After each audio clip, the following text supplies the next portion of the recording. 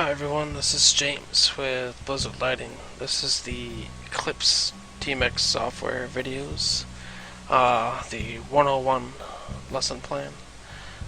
This is the third video in our little series of educational videos for you all. This video we're just going to go over the moving effects and RGB effects recording, and just kind of give you a little brief overview on that and how it's super easy to use. So you'll notice from the last video to this one I added 4 ICE 30 fixtures, which you can just select, and then all of a sudden you get their color wheel options, gobos, shutter presets, beams, just dimmer, focus, prism rotation, stuff like that. Function, which would be blackout by movement. Fixture reset, gobo rotation, stuff like that. Speed, if the fixture has speed. Positions, which we'll go over a little bit later on in the series. Groups. Groups is really handy, so you could actually just, don't really want to sit there and go, okay, I want this one, I want all even ICE 30s and all odd flare cues. So you don't have to sit there and click every other. You can just go ICE 30 even, hold down control, do flare cue odd, and so that is super handy to select stuff right there. And you can even go in and create your own. So select these 4, create new, call it movers left, click OK, and now we have these right here. To unselect them, just simply click anywhere that's not on those fixtures and they go off. So it's really cool. You can create as many groups as you want. You could have like a whole page with the stuff. Once again, as a reminder, for my mouse, if you see it have a red burst, that is left click. If you see it have a blue burst, that is right click. So just keep an eye out for that. Alright, so anyway, moving on. There's moving effects, which generates pan and tilt sequences for these shapes for whatever fixtures are selected that have pan or tilt. And there's also RGB effects, which for both you can create your own, which is really cool, and it's super easy to do too. So just go over some of these right now. Let's just go ahead and create a moving effects for these ICE 30s. What we could do is we could do release to INIT, and that should open up the shutter and turn the dimmer on full. If you're not sure what exactly it did, click on your faders palette. You'll see the dimmer is at full and the shutter is open. So you should have output from your fixtures if they're set up in front of you. So there's actually 2 different areas where we can create pan and tilt sequences. First one would be here. You can just grab your shapes, select it. You'll see a little number 2, which is the fixture offset number, which is if you would have them on 0, all 4 of these would be at the same exact area. For example, we'll go to the joystick to visualize this. So if we do step shift, the number over here for moving effects is step shift, which 0 is all of them doing the same thing.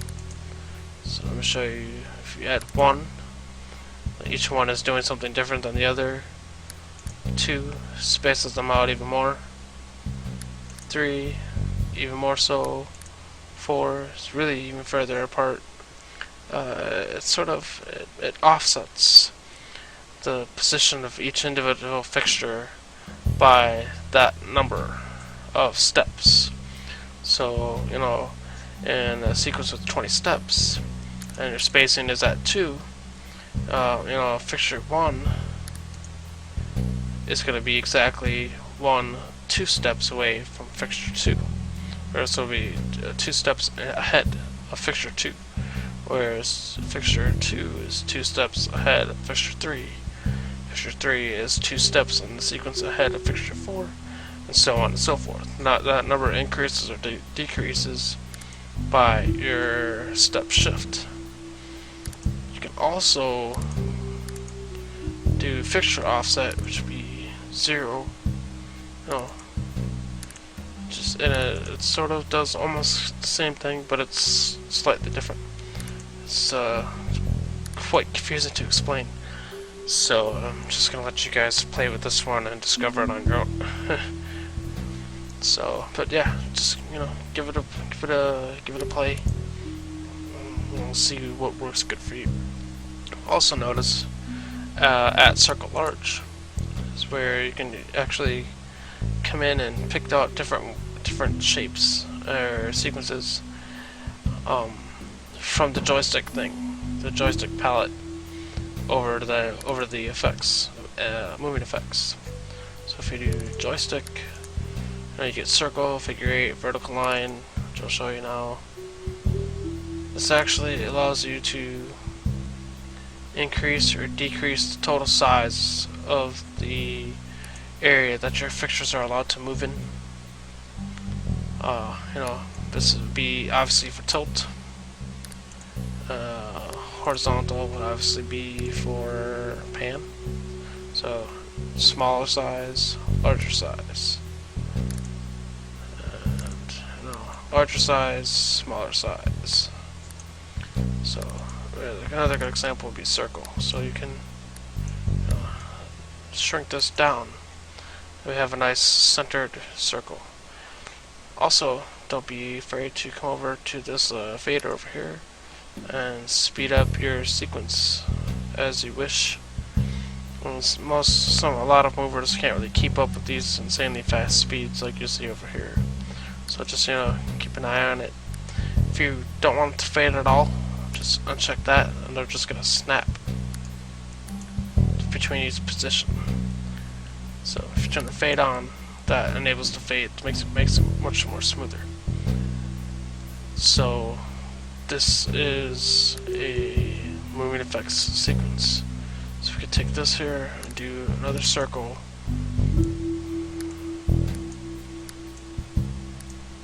So now you've got 2 of them here.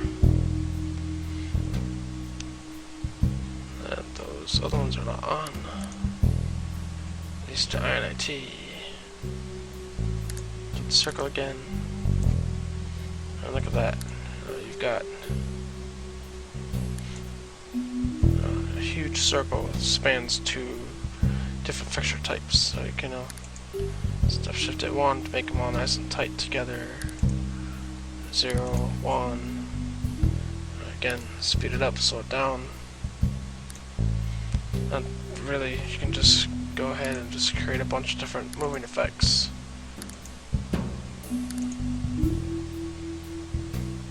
See it animate in the joystick window if you're not sure how it's looking, So that's moving effects. So we can go ahead and keep this going while we go over to RGB effects and create a RGB color effect sequence on our flare cues. So for example, it's really as easily as just clicking here. So now these fixtures are doing that while they're doing their sequence over here. Go in and change this up anytime. Make a smaller circle. 4 offset.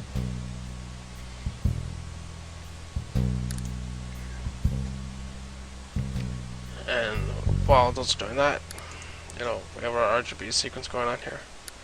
Which, you can see the faders, kind of like a DMX output window.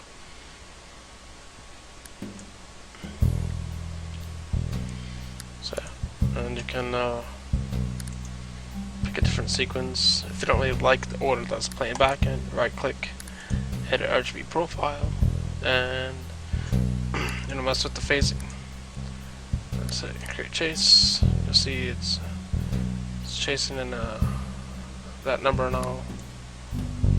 Mess with the phasing a little bit too. and you can speed it up. So once you're done editing it, just click it off. If you don't really want to save it, you just want it for that particular look.